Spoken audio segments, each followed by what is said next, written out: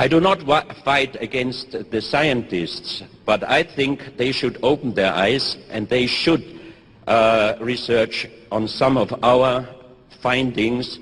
I think they might find out many strange things. All of you know the legends about giants and little people. I was invited 2003 from Professor Wayne Deloria, who unfortunately passed away a few years ago. He was the most famous North American Indian. He took rights against the government for his indigenous people, and he was a great researcher. He invited me to a 3-day meeting with 15 elders of the big North American tribes, and the 3-day meeting was about giants and little people. Until this meeting, I had never any experience or data or facts about giants and little people.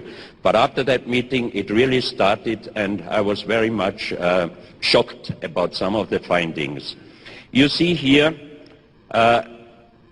on your right side, a normal human man with about 180 centimeters, and next to him, you see skeletons where we found documents or stories or legends about giants. The one before the last one on the left side is about 7 meters 60.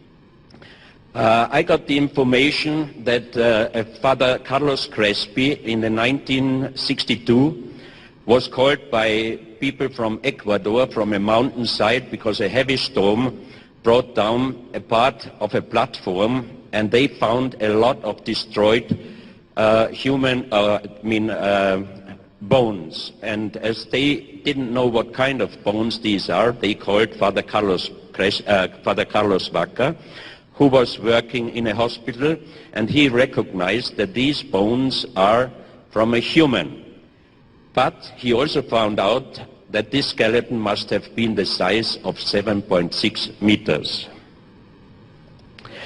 Here you see Professor J.J. Hertag, an American researcher, in front of the big human footstep in your own country. So that means giants also lived in South America. In South Africa. Here you can see a photo with some of the bones. Father Vaca recognized some of the bones and he described them. When I found the family, because he passed away just 1 month before I could find his niece, she allowed me to bring some of the bones with me to Vienna, and we had several researches in Vienna. This is a part of the skull, and it must be so old because some of the parts of this bone were already crystallized. This is one of the bones I brought with me, and it was identified by several scientists as a human heel bone. But the professor of anatomy of the Vienna University, he checked the bones, and finally he said, I cannot believe it. It looks definitely 100% like a human heel bone, but it is impossible because it is at least 5 times bigger. Next day, he visited me again, and he brought some of the human bones, real human bones, with him, and he compared it, and definitely he said, still it's impossible for me, but these are definitely human bones. The skeleton was 7.6 meters in size. This is another side of the bone. Here you have a part of the nose bone, also 5 times bigger. And that's a so-called os occipitale under the skull bone, which makes us able to turn the head. It's again 5 times bigger. We found old documents from a Spanish historian. He was half Inca and half Spanish. He was writing in 1576. Today we found several human skeletons at the coast of Esmeraldas in Ecuador, and they were all 5 times bigger than we were. At this time, a Spanish man had the size of about 150 centimeters. He was just a little bit smaller than me. In the Museum de las Culturas Aborigines in Cuenca, we found these eggs. The egg is 70 centimeters in size. It's granite, very heavy. You can even see where some rope was around it, and it was definitely used. In the museum, of course, it is mentioned as ceremonial eggs. And we did measurements with existing real stone axes, and the size of this one is again 5 times bigger. This is another big, like this size, stone axe, also in the same museum, and this is another one like this size. So that means a 70 centimeter stone axe wouldn't have been able to use for a normal human to use it or to handle it. But for a man with a size of 7.5, 7.6 meters, it would have been definitely possible. When I had the exhibition Unsolved Mysteries in Switzerland, we did a model of a 7.6 meter skeleton, which you can see part of it here.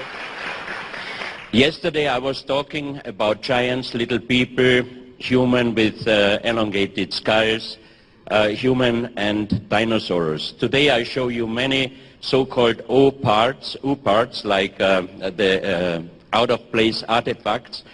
Of course, I cannot give you any answers. A few months ago, an American writer wrote a book about me, and she made the subtitle, Digging for Answers, Getting More Questions, and this is the reality. On some of the artifacts we did scientific researches. These results I can easily explain you and tell you, but for many of the artifacts there is no answer until now. A few years ago, when we tried to do the exhibition Unsolved Mysteries in Vienna, I studied around the world, all the museums for strange artifacts, and finally we had a list of 356 pieces.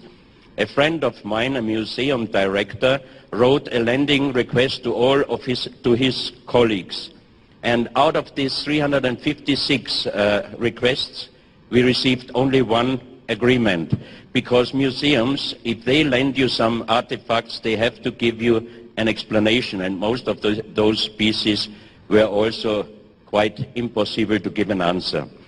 So today I start with the age of human. On this photo you see the footstep, the positive and negative side of a footstep, human footstep. It looks like a shoe step, but the scientists of course said immediately this is a natural formation. But the strange thing on this object is that you can see on the right side here, here and here, you can see a crashed trilobite. This is an animal which concern the official scientists. Trilobites finally disappeared in the mass extinction at the end of the Permian about 250 million years ago. And it's definitely that this trilobite is crashed by a weight.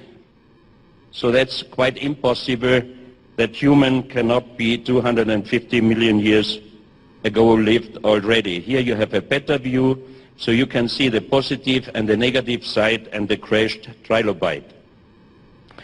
This is a human footstep found in the Biloxi River in Texas. There are a lot of these footsteps parallel with dinosaurs' footsteps. And of course, the official announcement was immediately, this was done by the creationists, because there is the Creation Evidence Museum allocated very close to the Biloxi River. So they took out one of these footsteps and they sliced it into, they cut it into slices, and you could see on the inside, you could see that wormholes in the stone also had the same form like the footsteps, so it was impossible a fraud or a fake. But as these footsteps were parallel with human footsteps, with dinosaurs' footsteps, that wouldn't have been possible. Age dating also there around over 100 million years. This is a petrified human hand print, also in a petrified, and also the age dating should be over 50-60 million years. So is it reality that we human only are until now over 1 million year old, or did human live already long time ago? This iron cup was found in United States in a coal mine, and it was enclosed in a big stone brick. And when they broke this piece of coal, inside was this metal, this iron cup. And you can see that the pressure of the petrification of the coal put some part of the coal directly into the iron and deformed it. The age dating of the coal in the area where it was found, geological age, is 65 million years. This is a petrified human finger, and they cut it also into pieces before they did some X-rays, and you could see that the inside, where the bone is much stronger than the area where the meat was, and you can see even the fingernail.